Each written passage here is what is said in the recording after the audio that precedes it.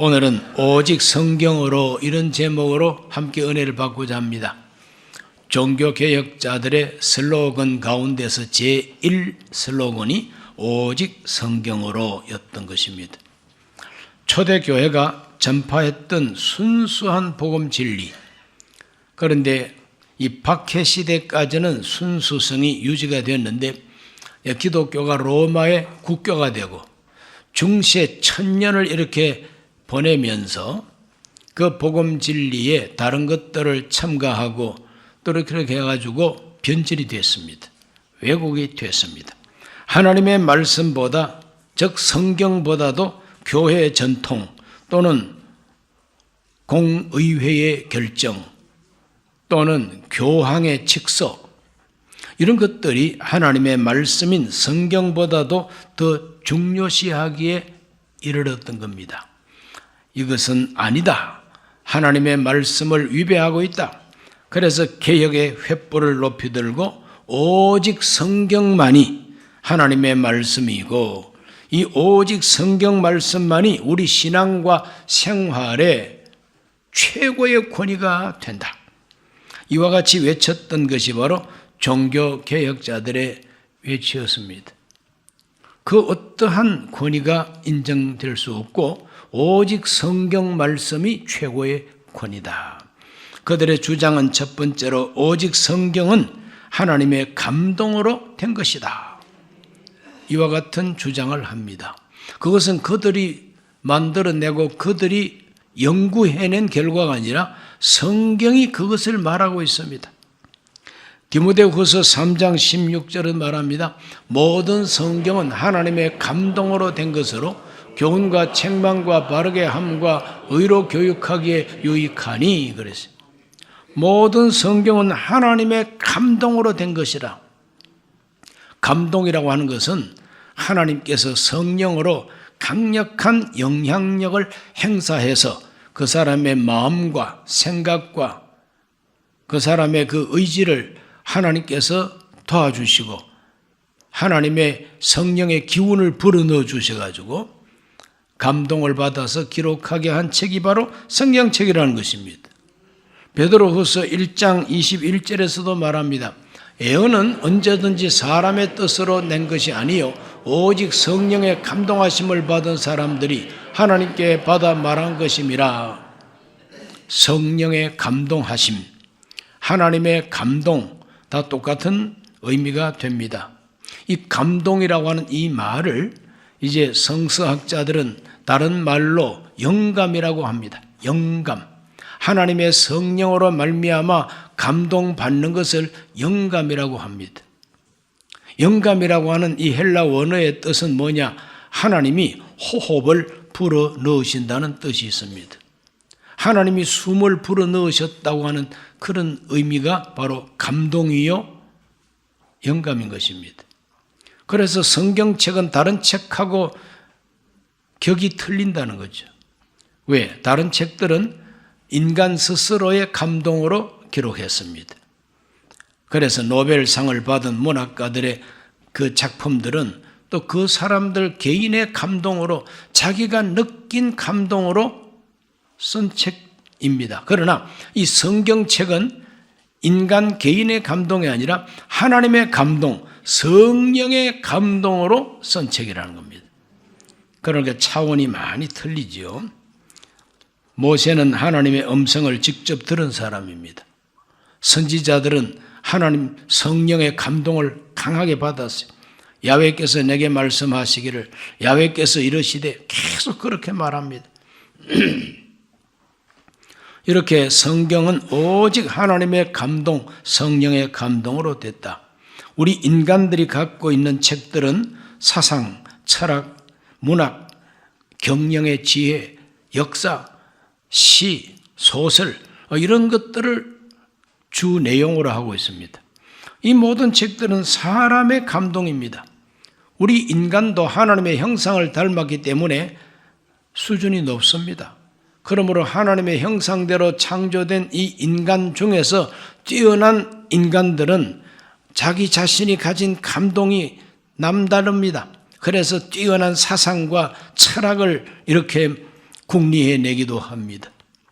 여러 가지 경영 철학을 말합니다.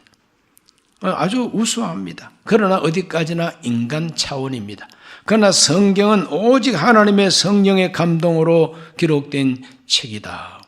그러므로 인간의 감동이 아니다. 사람들이 모여서 공의회라고 열어서 사람들이 모여서 회의해가지고 결정한 내용, 또는 교황이 최고 지도자라고 해서 교황이 내리는 명령, 그것보다도 성경이 무엇을 말하느냐, 이것이 중요하다는 겁니다. 성경이 무엇을 말하느냐, 최고의 권위라는 겁니다. 교황의 가르침이라도 성경의 가르침하고 위배되면 교황의 가르침이 아니고 성경 가르침이 옳다는 것이죠. 이것이 종교개혁자들의 주장입니다. 종교개혁자들은 이와 같이 오직 성경의 권위를 최고의 권위로 높이다 보니까 로마 캐토릭 교황청과 대립을 하게 됩니다. 마틴 루터는 암살 대상이 되었습니다. 그래서 교황청에서 기사단들을 보내가지고 마틴 루터를 암살하려고 했습니다. 그러나 작센주 그 성주가 바로 이 루터를 지키고 보호하고 자기 성에다가 다 이렇게 은밀하게 숨게 하고 보호해 줬습니다. 그래서 종교개혁이 진행이 되고, 마틴 루터가 죽고 난 다음에도 루터의 가르침대로 살아야 된다고 하는 북쪽에 있는 독일 성주들과 남쪽에 있는 캐톨릭 성주들과 30년간 전쟁했습니다. 독일 전 인구의 절반 이상이 죽어서 없어질 정도로 치열한 전쟁을 하게 됩니다. 그렇기 때문에 오직 성경으로라고 하는 이 주장은 무서운 주장입니다. 그때 당시로 보아서는 무서운 주장입니다. 로마 교황권에 대한 반역이요, 로마 교황권에 대한 도전이었던 겁니다. 그래서 전쟁을 불사했지요. 스위스 제네바에서 종교개혁을 일으켰던 존 칼빈, 원래는 프랑스 사람이었습니다. 그래 프랑스에서 칼빈 사상을 받아들여가지고 개혁주의를 부르짖었던 사람들을 위그노라고 별명이 붙었습니다. 위그노. 이 위그노들은 프랑스의 왕들에게 박해를 받고 수만 명이 하루 그냥 학살을 당하고 이렇게 됩니다. 영국에서는 청교도가 영국 국교의 성공회의 박해를 받았죠. 이와 같이 종교개혁자들이 부르짖었던 오직 성경으로라고 하는 이 슬로건은 정말 전쟁을 불사하고 학살을 당하면서도 굽히지 아니하고 박해를 받으면서도 굽히지 않았던 신앙 고백인 것입니다. 오직 성경만이 하나님의 영감으로 성령의 감동으로 기록된 책이니까 이 말씀이 최고의 권위라는 겁니다. 오늘도 저와 여러분은 이와 같은 가치관을 가지셔야 됩니다. 오직 성경. 그래서 주야의 말씀을 묵상하는 자가 복이 있고 날마다 성경 읽고 묵상하는 자가 좋은 믿음을 가지게 되는 것입니다. 두 번째로 개혁자들은 성경만이 구세주를 말해준다고 주장했습니다. 성경만이 구세주를 말해준다. 우리 인간이 가지고 있는 다양한 문제가 많습니다. 가장 심각한 문제는 무엇일까? 경제 문제일까? 건강 문제일까? 아니면은 이 세상에서 여러 가지 갈등이 있고 싸움이 있는 이 역사의 갈등이 바로 가장 핵심적인 문제일까? 여러 가지 문제가 인생살이에 많습니다. 그러나 가장 근본적이고 가장 핵심적인 문제가 뭐냐? 죄와 사망, 심판이라고 하는 이 운명에서 어떻게 하면 구원을 받는가 하는 이 문제가 가장 심각한 문제인 것입니다. 가장 심각한 문제입니다.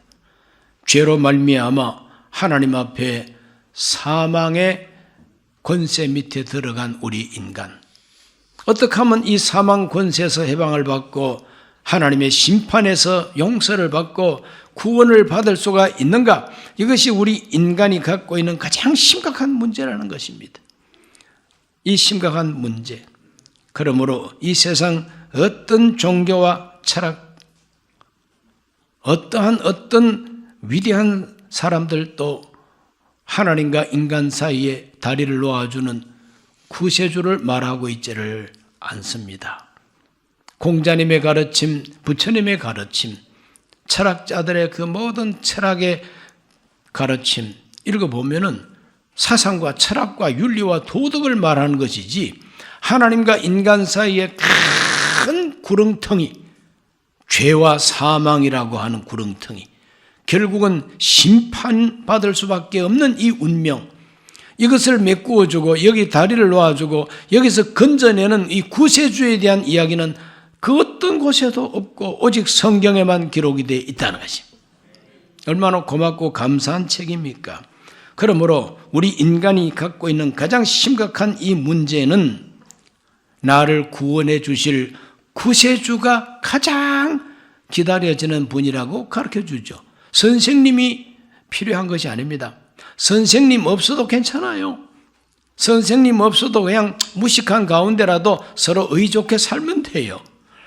그러나 구세주가 없으면 지옥 갑니다. 구세주가 없으면 심판을 받고 지옥 간다 이 말이죠. 그러므로 영원한 지옥 형벌과 영원한 죽음에서 건져내 주실 분이 우리 인간에게는 가장 필요하지 않습니까? 구세주가 필요하다. 그런데 그 구세주를 성경이 말하고 있고 성경이 지시하고 있고 성경이 가르치고 있다는 거예요. 오직 성경만이 구세주를 말해주고 있는 겁니다. 여인의 후손으로 오실 메시아, 아브라함의 후손으로 오실 메시아, 다윗의 후손으로 오실 메시아, 유다 지파에서 오실 그 메시아, 바로 그 메시아를 구약 성경이 예언하고 그 예언된 대로 오신 분이 바로 예수 그리스도이시다 하고 가르치는 것이 성경입니다. 성경은 바로 이와 같은 구세주 복음인 것입니다. 철학이나 윤리나 도덕이나 어떤 정치 사상이나 국가 경영학이나 어떻게 하면은 장사를 잘 할 수 있는가 하는 어떤 그런 상술, 이런 것들을 가르치는 게 아닙니다. 성경은 죄에 빠져서 영원히 죽을 수밖에 없는 너희 인생들을 건져내고 죄를 용서하고 영원한 하나님 나라에 들어가게 하는 구세주가 계신다. 그 구세주가 오셨다. 그 구세주를 믿어라. 그 구세주는 바로 예수 그리스도라. 이렇게 가르치는 것이 성경입니다. 종교개혁자들은 바로 이 성경이 구세주를 말하고 있고 다른 데서 말하는 구세주는 구세주도 아니다는 겁니다. 요한복음 5장 39절에서 예수님께서 이런 말씀을 하십니다. 너희가 성경에서 영생을 얻는 줄 생각하고 성경을 연구하거니와 이 성경이 곧 내게 대하여 증언하는 것이니라. 예수님은 복음 전하시는 중에 끊임없이 자기를 강조합니다. 자기를 강조합니다. 나를 믿어라. 나를 따르라. 내 말을 믿고 나를 보내신 분을 믿으면 영생을 얻었고 사망이 이르지 아니하고 생명으로 옮겼느니라. 우리 예수님은 끊임없이 자기를 주장하셔요. 그런데 나를 증거하는 그 증거가 성경에 기록이 되어 있다는 거예요. 성경에. 너희가 성경을 연구하거니와 이 성경이 바로 내게 대하여 증언하는 것이라. 그러므로 성경은 예수 그리스도를 증언하는 책인 것입니다. 사도 바울은 로마서 5장 17절에서 가르쳐주고 있습니다. 한 사람의 범죄로 말미암아 사망이 그 한 사람을 통하여 왕노릇하였은즉 더욱 은혜와 의의 선물을 넘치게 받는 자들은 한 분 예수 그리스도를 통하여 생명 안에서 왕노릇하리로다. 우리 인간의 핵심 문제를 가장 정확하게 딱 말해주고 있는 요절입니다. 한 사람의 범죄가 바로 아담 하와죠. 한 사람의 범죄로 말미암아 사망이 그 한 사람을 통하여 왕노릇했다. 선악을 알게 하는 나무의 실과를 따먹는 날에는 반드시 죽으리라 했지 않습니까? 반드시 죽는다고 하는 것은 헛된 소리가 아닙니다. 사망이, 죽음이 왕노릇한다는 거예요. 죽음이 왕노릇한다. 이것이 우리 인간의 원죄와 이 죄에 따르는 하나님의 심판의 운명인 것입니다.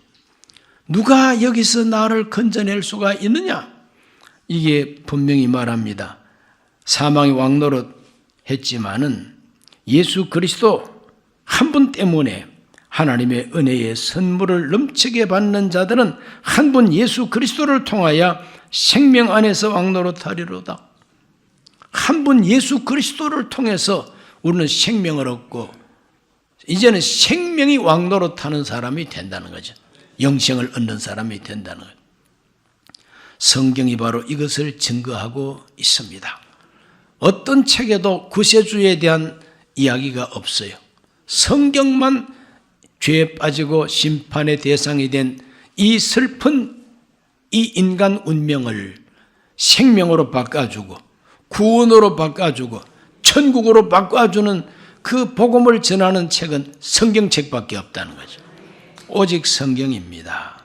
사도 베드로는 사도행전 2장 36절에서 이렇게 말합니다. 그런즉 이스라엘 온 집은 확실히 알지니 너희가 십자가에 못 박은 이 예수를 하나님이 주와 그리스도가 되게 하셨느니라.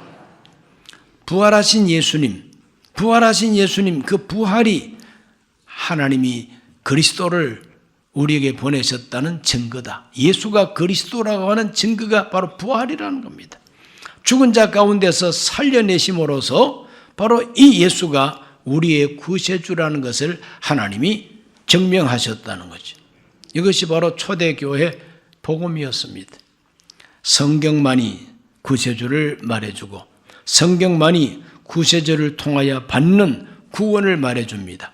디모데후서 3장 15절 말씀에 또 어려서부터 성경을 알았나니 성경은 능히 너로 하여금 그리스도 예수 안에 있는 믿음으로 말미암아 구원에 이르는 지혜가 있게 하느니라. 다른 어떤 곳에서도 구원에 이르는 지혜를 가르치는 책은 없습니다. 그러나 성경은 예수를 믿어서 하나님의 구원받는 지혜를 가르쳐주고 있다는 것입니다. 그러니까 오직 성경이죠. 다른 소설 가지고 안 됩니다. 노벨이 아니라 노벨 할배상을 받아도 안 됩니다. 예수 그리스도를 통해서 구원받는 진리는 성경책밖에 없다는 것입니다. 그러므로 오직 성경입니다. 핵심 주제가 바로 인간 구원이죠. 오늘 우리 모두가 다 오직 성경이라고 하는 이 신앙 고백, 오직 성경이라고 하는 이 가치관을 가지고 주야의 말씀 묵상하고 날마다 성경 읽으시기를 주의 이름으로 축원합니다. 세 번째로 종교개혁자들은 오직 성경은 인생 최우선 원칙이라고 주장했습니다. 성경 말씀은 인생의 최우선 원칙이다.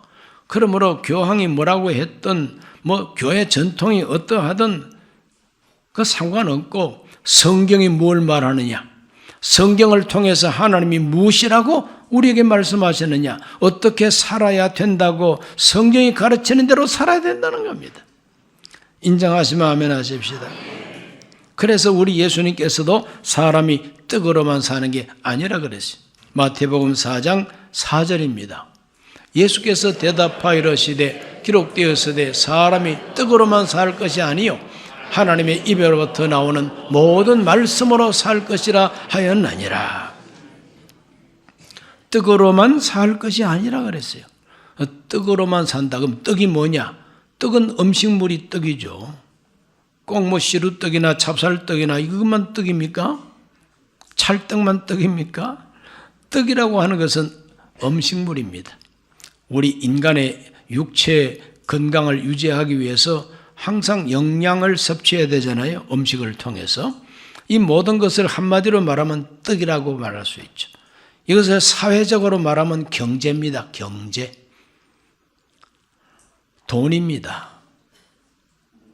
양식과 돈 이런 것들이 바로 떡이요. 떡으로만 살 것이 아니라 그랬어요. 떡으로만 사는 존재는 일반 동물입니다. 개나 돼지나 말이나 토끼나 소나 간에 모든 이 동물들은 떡만 있으면 됩니다. 그냥 죽만 주면 되고 풀만 뜯어 먹으면 되고 육체를 위해서 배불리 먹을 수 있는 것만 있으면은 모든 동물들은 그냥 종족을 유지하고 그냥 살게 되는 겁니다. 오늘 우리 인간들은 그런 일반 동물과 같은 생존을 목적으로 하는 존재가 아니라는 거예요. 우리들은 하나님의 입에서부터 나오는 말씀으로 사는 존재라는 거지. 뜻이 있어야 보람있게 살 수 있는 존재라는 것이죠.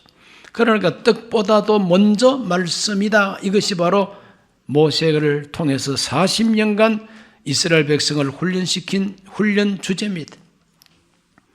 왜 40년 동안 맴돌게 하셨을까 하나님이? 그건 40년 동안 고생 시킨 목적이 뭐냐? 떡으로만 사는 게 인생이 아니야. 하나님의 입에서 나오는 말씀으로 살아야 그게 바른 인생이라는 걸 가르쳐 준 것이 바로 광야 40년 교실입니다. 오늘 우리 모두는 떡으로만 살려고 하지 말고 말씀으로 산다는 걸 믿으시기를 바랍니다. 그것이 바로 성경이란 말이죠. 오직 성경이 바로 하나님의 입에서 나온 말씀이다. 예수님께서 마태복음 6장 33절에서 가르쳐 주었습니다. 그런즉 너희는 먼저 그의 나라와 그의 의를 구하라. 그리하면 이 모든 것을 너희에게 더하시리라. 무엇을 먹을까 마실까 입을까 그거 염려하지 말라 그랬어요. 먹고 마시고 입는 것은 바로 떡입니다. 떡. 먹고 마시고 입는 것은 일상생활입니다. 그것을 추구하지 말라. 그것을 목적으로 삼지 말라는 거예요. 먼저 그의 나라와 그의 의를 구하라. 이것이 바로 하나님 입에서 나온 말씀이요 하나님의 가르침이라는 겁니다. 바로 그것을 기록하고 있는 책이 성경책이니까 오직 성경이라는 겁니다.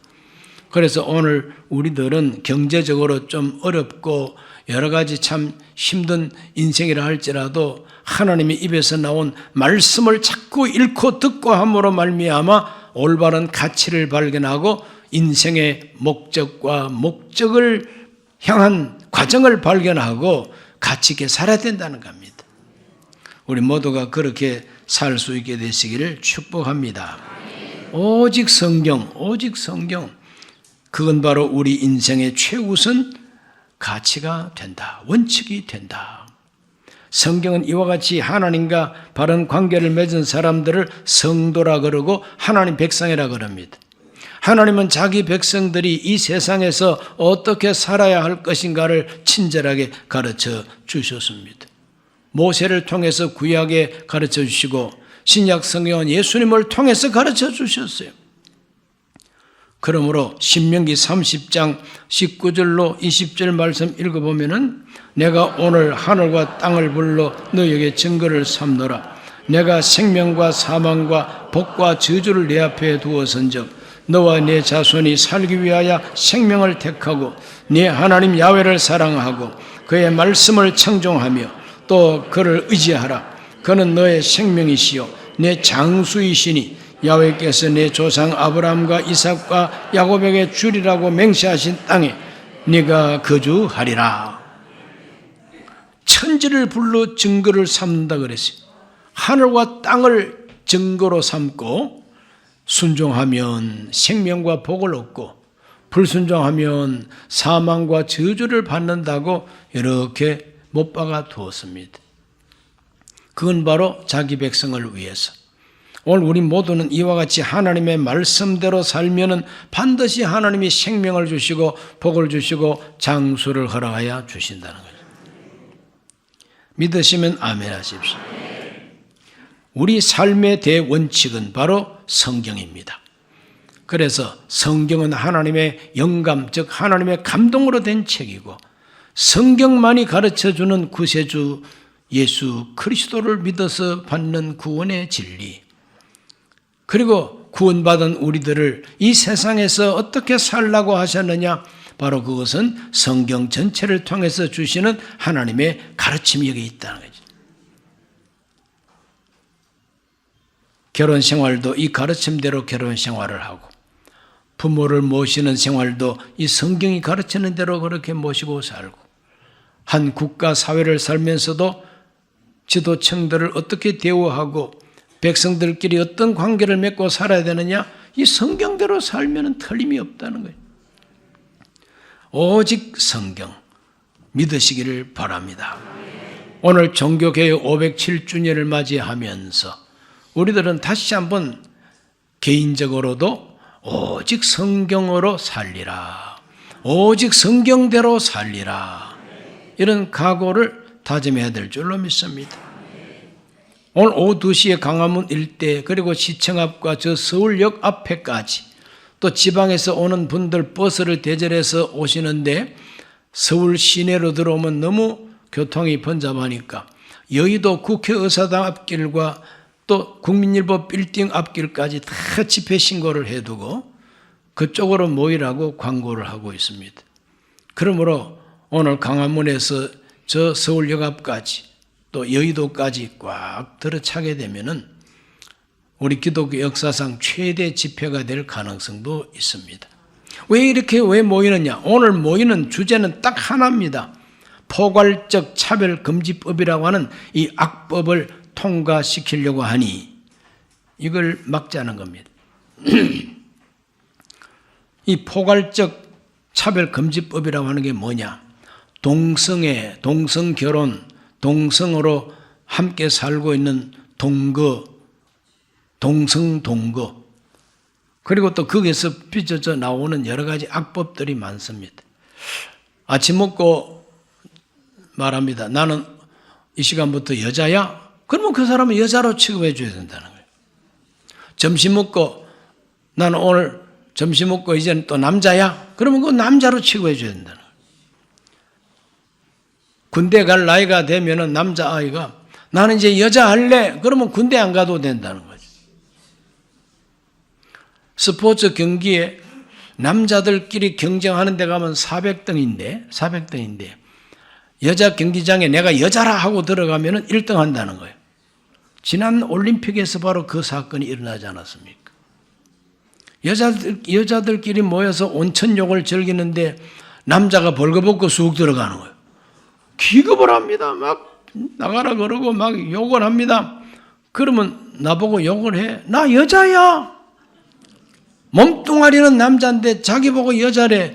그래서 여탕에 들어왔는데 뭔 잔소리냐? 나를 차별했구나? 하고 고발하면은 그 괜히 온천욕 하던 사람들 몽땅 다 잡혀갑니다. 이것이 바로 포괄적 차별금지법이에요.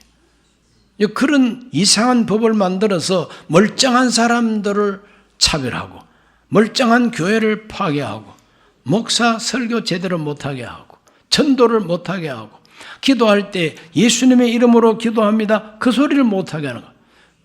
예수님의 이름으로 기도합니다. 그러면 그럼 부처님도 계신데 이러면서 마호메트도 계신데 이러면서 차별했다는 거예요. 이런 식으로 또 고발을 합니다. 아주 해괴망측한 나라가 될 초짐입니다. 그렇기 때문에 이걸 막아야 되겠다. 이러한 악법을 통과시키지 마시오 하고 나가서 외치는 그런 기도회가 오늘 오후 2시부터 열립니다. 우리 성도님들 최대한 참석하셔서 이 악법이 이 나라 국법이 되지 않도록 협력하게 되시기를 바랍니다. 분명히 성경이 죄라고 하니까 이 악법이 통과되면 나라가 망하니까 우리 그리스도인들이 깨어서 막아보자는 것입니다.